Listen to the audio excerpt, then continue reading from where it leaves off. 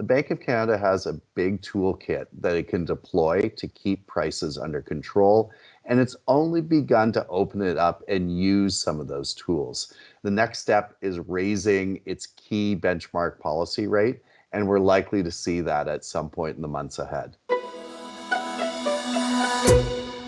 I'm Natalie Nanowski, and this is the Midweek Exchange, a show where we explore those big economic issues. As always, I'm joined by Brett House, Scotiabank's VP and Deputy Chief Economist. Hi, Brett. Hi, Natalie. I hope you're surviving the snow. I am. We did receive a large dumping, though. It is kind of a winter wonderland. I do want to talk to you today about the Bank of Canada. It released a survey earlier this week where they gathered Canadian sentiment about inflation. And it turns out that inflation is really top of mind for Canadians, more important to them right now than jobs and even taxes. Why is that? Well, I think inflation is on people's minds because the biggest drivers of the price increases we're seeing are coming from food and fuel. And so Canadians every day when they go to the pump and gas up or they go to the supermarket are seeing price increases that are going far beyond the kind of price gains that we're seeing in other parts of the economy. So the things they do every day are costing more, and that's why inflation is really a big concern.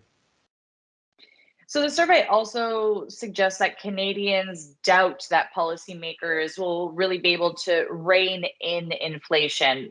Are they right to think that?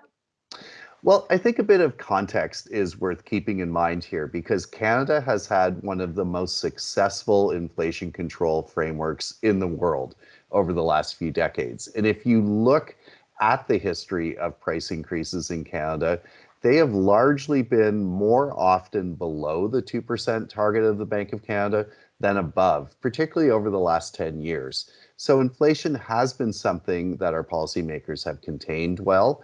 And when we look at where we are right now, the Bank of Canada has a big toolkit that it can deploy to keep prices under control.